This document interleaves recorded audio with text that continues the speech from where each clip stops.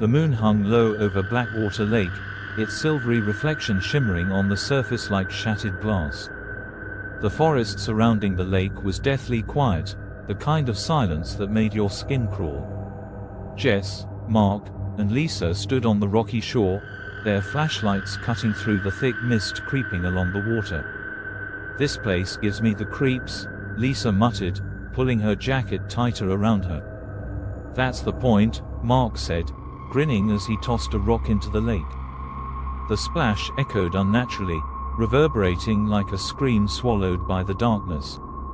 "You said you wanted to see the infamous haunted lake, right?"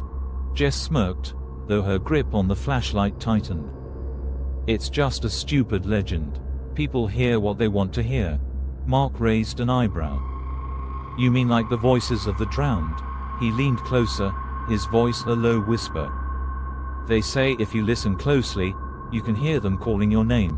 "Cut it out," Lisa snapped, her eyes darting nervously toward the water. Mark laughed and stepped back, but Jess's flashlight beam caught something unusual. A ripple moved across the lake, though the air was still. "Did you see that?" Jess asked, her voice quieter now. "Probably a fish," Mark said, though even he sounded less confident. They stood in silence for a moment, the mist thickening around them. Then it happened. A faint voice drifted from the lake, soft and haunting, like a child humming a lullaby. Lisa froze. "Did you hear that?" "No way," Mark said, his bravado fading. Jess stepped closer to the water's edge, her heart pounding. "It's probably just the wind," but then the humming grew louder, more distinct. It wasn't the wind. It was a voice, a woman's voice, sad and broken. "Help me," Lisa grabbed Jess's arm.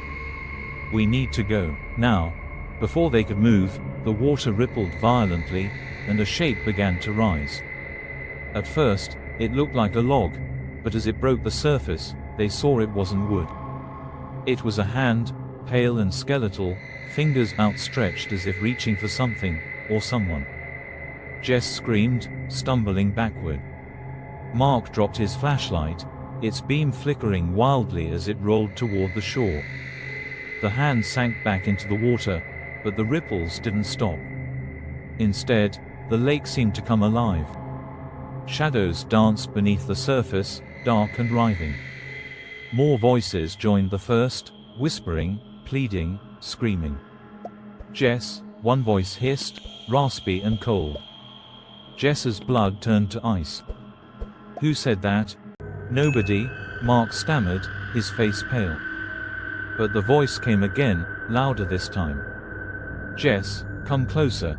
She turned to run, but her feet wouldn't move.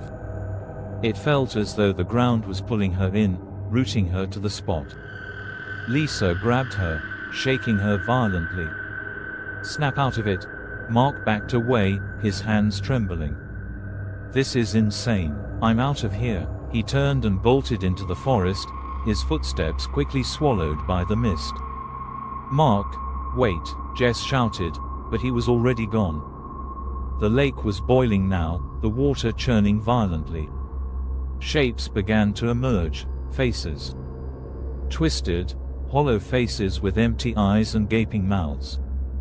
They stared at Jess and Lisa, their expressions a mix of sorrow and rage. One face, a woman's, pushed closer to the surface. Her hair floated around her like seaweed, and her lips parted to speak. "Stay with us." Jess yanked Lisa's arm. "Run." They turned and sprinted toward the forest, the voices growing louder, chasing them. The ground beneath their feet seemed to shift, pulling them back toward the lake. Jess could hear her name over and over, a chorus of ghosts calling to her. "Jess, don't leave us." Lisa tripped, falling hard to the ground. Jess skidded to a stop, grabbing her friend and pulling her up. But when she looked back, the forest wasn't there. The lake was in front of them again. "No," Jess whispered, shaking her head. "This isn't possible." Lisa was sobbing now, her breath hitching in terror.